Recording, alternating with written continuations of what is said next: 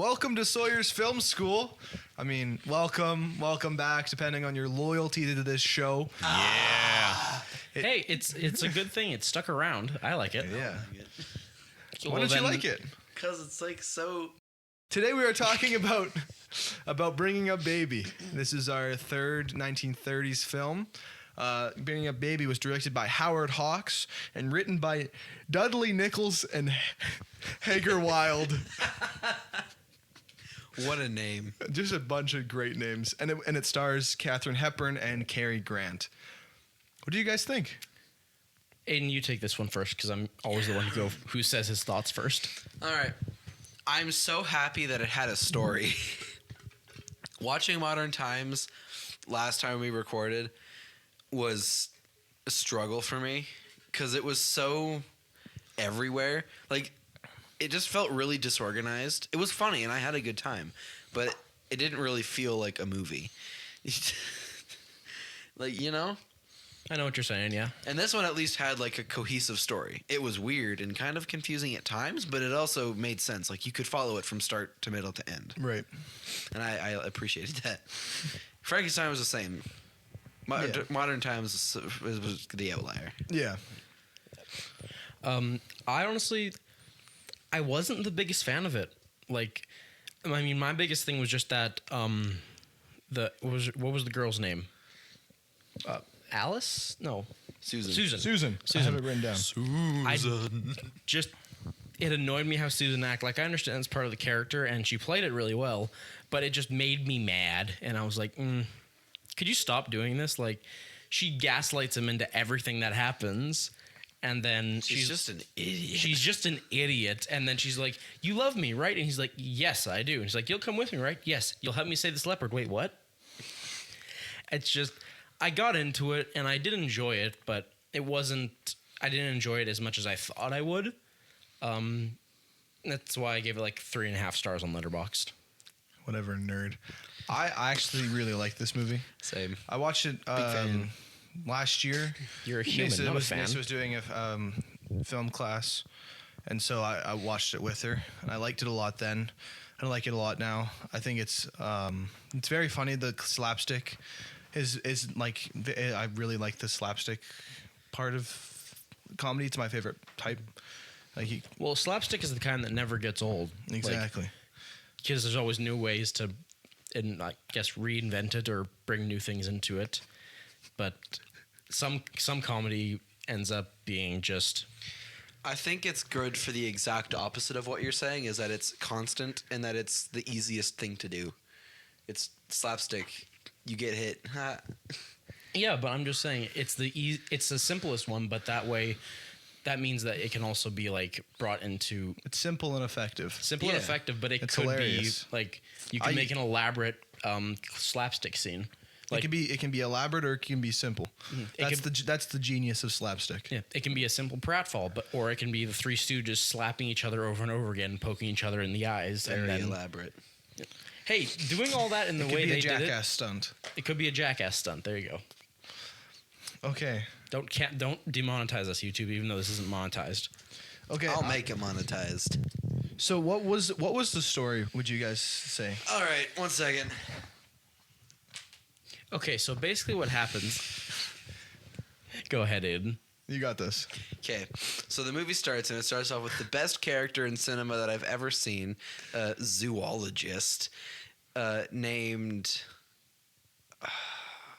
David Hawksley. I could hear the gears turning. Hawksley?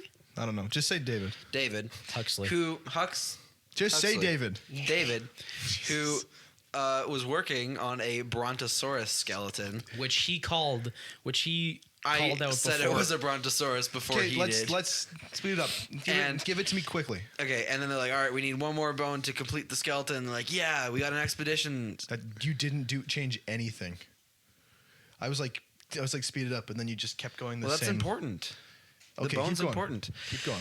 And then, I don't remember, what's next? Macklin? Okay, so then... Aiden got lost after the dinosaur was gone. I was so focused on the dinosaurs. David, right? Yep. David goes to play golf. He runs into Susan. Susan steals his car. David goes on with him. They go to a dinner party, but they're there at the same time, but they don't really know it. David's trying to get some money for the museum. Then they get into a bunch of hijinks, and then they go off to Susan's aunt's place. They get into more hijinks, and but before they went, Susan had a leopard from her like cousin or something, named Baby, bringing up Baby. And then what happened was when they got there, there was a dog who was named George. He was a very cute dog. The dog then steals the bone that David needs, and so a bunch of more hijinks ensues. They're like, "Oh, where's the bone?" And he's like, "Oh no, I can't find it." Then they have dinner with a guy who like hunts tigers and stuff. And then the leopard gets loose after a drunk guy goes and does some stuff. Then a circus gets involved that has another leopard. Then that leopard is let out, but that leopard is dangerous and Baby is tame. And so it's a whole thing. David and Susan end up getting arrested for singing outside of someone's house. And then everyone else kind of gets arrested. And at that point, you realize that what's the guy's name? The constable? No. What's the... Sheriff? No, like the... whatever, sheriff kind of constable thing. He just locks everyone up because he's incompetent. And then the leopards show up and George shows up, and then we go back to the museum, and Susan's like, "Hey, you love me," and David's like, okay," and then Susan breaks the brontosaurus. She breaks the freaking skeleton, man. And that's how the movie ends. I hate her. She's Okay. the worst character in history. Was that okay? That was good. That was good. Malcolm. Thank you. There's a lot of unnecessary details in there.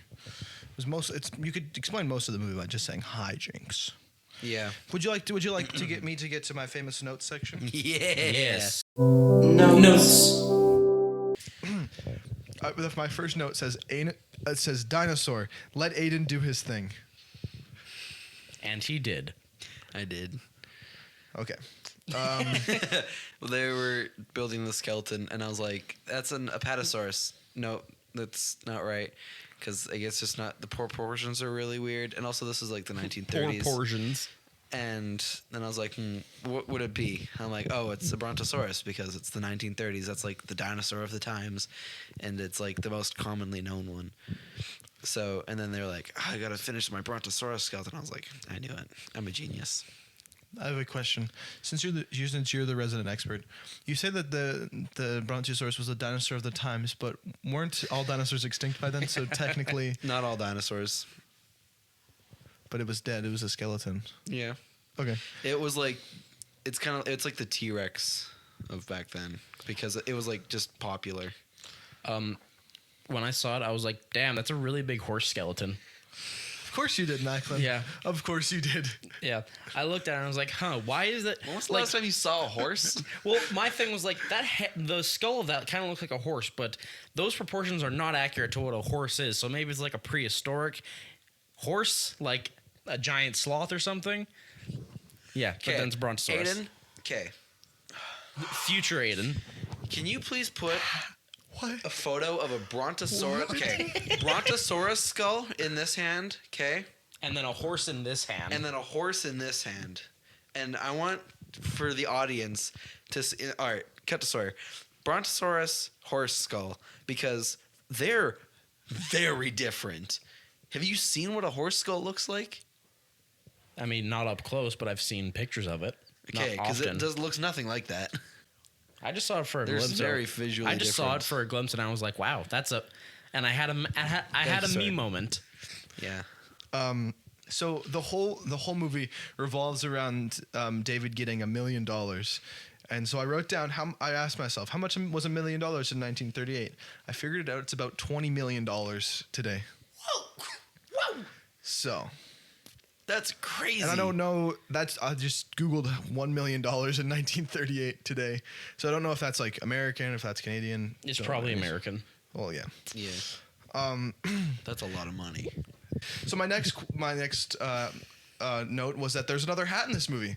This time it's a gorgeous little top hat. I loved it. It looks so fancy. Cary Grant's got a nice little top hat. That He got then Susan makes David slip on an olive and breaks the cool hat, I mean, it still looks pretty cool. Broken. but not as cool. Then my next note is that the leopard looks really cute, and it is 100% definitely real. because it was the time. There was no way that it was not a real leopard on set, probably like drugged to be like sedated. So we do not support that, but the leopard is very cute. It was very cool. And the other leopard was even more cool because he was not drugged and he was just angry. Yeah. Grr. You can quote me on that. I will. Quote Aiden, 2024. How many crimes were committed throughout the course of this Yes. film? At least I can count for one each on my hand, and probably more. Let's count the crimes. All right, guys. Counting crimes with the Wizards 3. Animal trafficking, possible vehicular manslaughter, We have Grand Theft Auto theft autos, multiple plural, times. releasing an animal from the zoo, Destruction of property. yep. Resisting arrest, breaking and entering, kidnapping. You could say assault because they threw a rock at a guy. True, I would say that's assault. Yeah. Trespassing. Did I say trespassing? Yep. That's 10. We've reached 10 crimes. And there's probably more that we just don't think of, but if you watch the movie, you'll see what we mean. Yeah, it's pretty obvious there's a lot of crimes. If we counted every individual instance of Grand Theft Auto, then it'd be up to like 20. Yeah, there's a lot of vehicular stealing.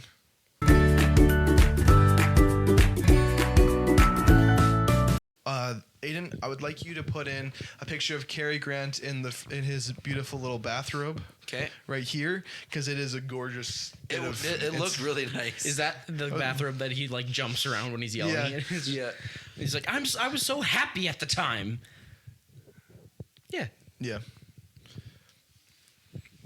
I love when I say something and then it's just dead silence for like 2 seconds because that's how I know that I'm Technically, you important. didn't say what he said. Well, okay. I just want you guys to know that whether or not you guys agree with it, there's the chemistry between Cary Grant and Katharine Hepburn is off the charts. Actually, though, I would so rather them have become a relationship than him marry the person he was going to marry, because she was the whole point. A B word. She was not very nice. She was a bitch. brontosaurus. She referred to the I'm gonna have to bleep myself. the dinosaur as she went, "This will be our child." I wrote down weird. And he wasn't to allowed to that. like do anything. Like Yeah. he was like, we should have a honeymoon. And she's like, no, you have to work. Work. Copyright. Work. Don't worry, sir. I got you. Okay, then we have the introduction of George the dog. Macklin, let's have Macklin's dog corner. Okay, so Macklin's this dog, Macklin's I'd be canine all right with that. corner. Canine corner. So George the dog, he's a very cute dog. He looks like a mix of just kind of a mutt, because I can't really tell what kind of dog breed it is, but he's very cute. He is a troublemaker, and he becomes best friend with Baby the leopard, and so that's pretty awesome. And then he's really cute. He's a good boy, and I love him a lot. And that's it for Corbett's Canine Corner. I would like everybody to know that I would like everybody to know that he was a terrier, and his name is Skippy. Okay, back to Corbett's Canine Corner. Skippy is like such an adorable name for such an adorable dog, and I love it so much. I miss you, Skippy, a lot. I know I didn't know you personally. I wasn't Pretty even sure alive Michael then. has tears in I his can eyes. see that. But I miss you, Skippy.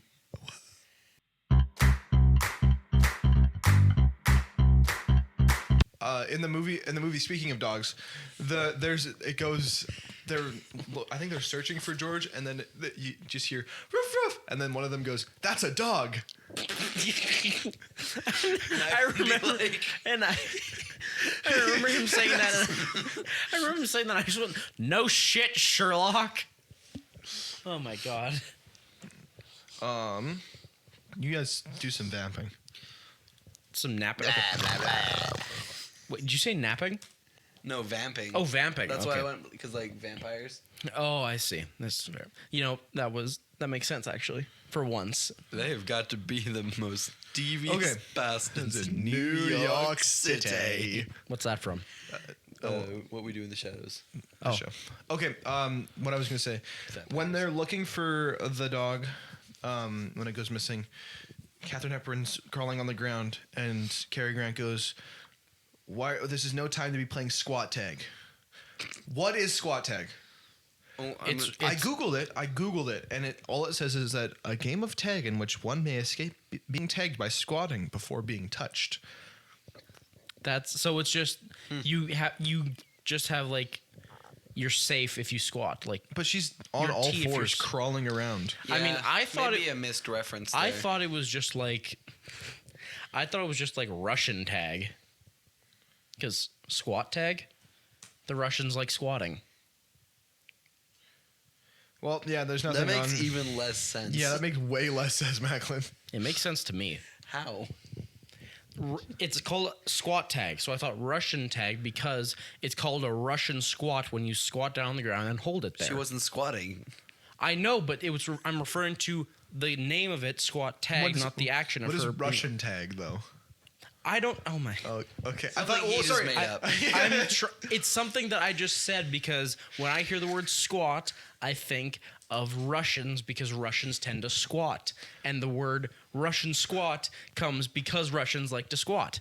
So him saying squat tag, even though she was on all fours, has nothing to do with that. I just thought, oh, squat tag, like the Russians. That's it. Okay, perfect. Cool.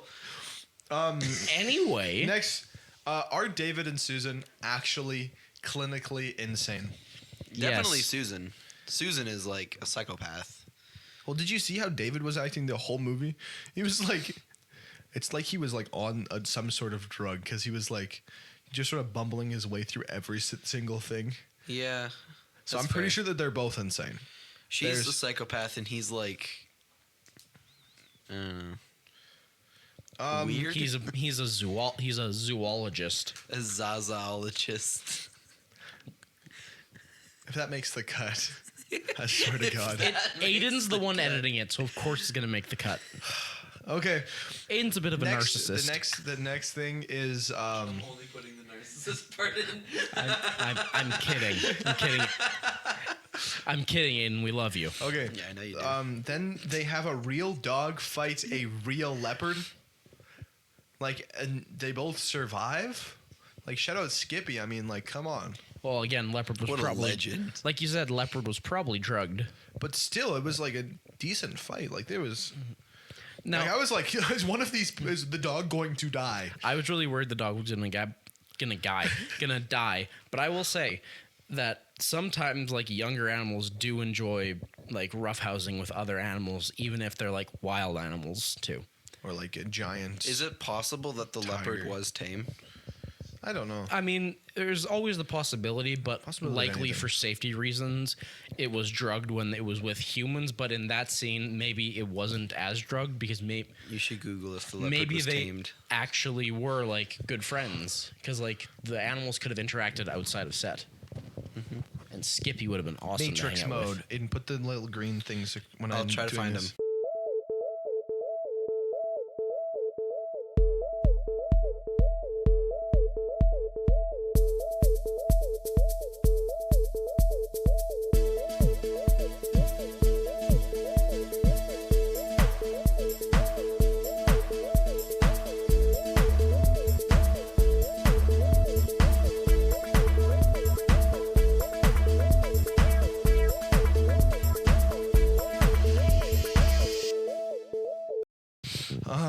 So the next thing, Next time, guys.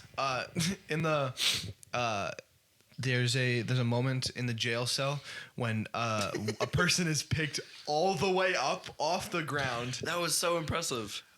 Yeah. So There's also a scene I was where in the jail cell, David opens the door because it's not locked, and then he just spends like a full 5 minutes talking to the constable, being like, "Yeah, this, It's this," not 5 minutes. and then It he was brings maybe the guy 90 into his seconds. cell, and Yeah. that's when they're like, that's "Oh, that's a great bit. it is I great." lo- But I I love thought that that was really funny.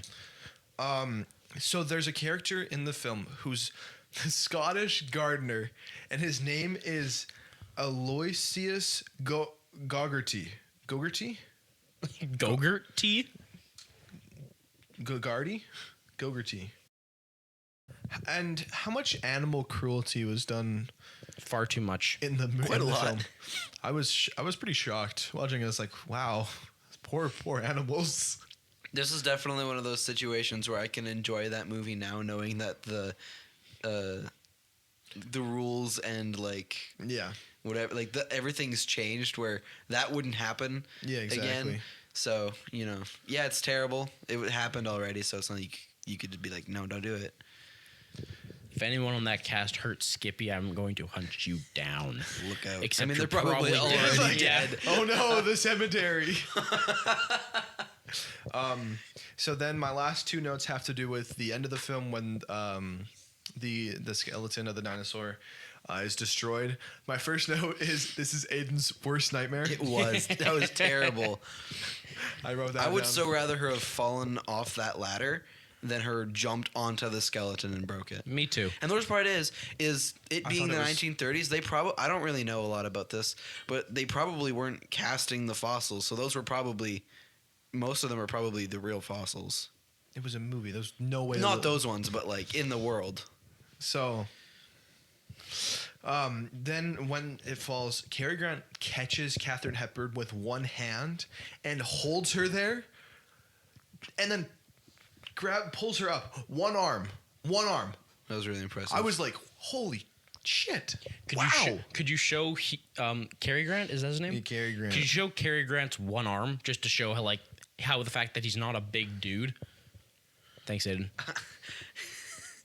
It's so hard to find specific pictures from a lot of these older movies, mostly because a lot of these, like, you're not going to find clips of that kind of thing. I'm just waiting for me to ask that, Aiden, and Aiden just put no on the screen instead. How's that look? I struggled with Frankenstein trying to find a lot of specific examples. Yeah. See that he's not an overly big guy. So I was just very impressed by the fact that he was able to catch her and hold her there. Because I mean, it was maybe like a stunt double, but it was whatever it was very impressive. That's the end of my notes. Yeah, and the notes means the end of the episode, pretty much. No, it doesn't. It means I have one more bit of trivia. Does now. Oh, right, trivia. My bad. So, the scene where Susan's dress is ripped was inspired by something that happened to Cary Grant. He was at the Roxy Theater one night. He was wearing a dress? And his pants zipper was down, and when it caught the back of a woman's dress, Grant impulsively followed her, and when he told the story to Howard Hawks, Hawks loved it and put it in the film. Thanks, IMDb, for that piece of trivia. That's funny. That is really funny. Dude, imagine if that happened nowadays. No, thanks. Anyway.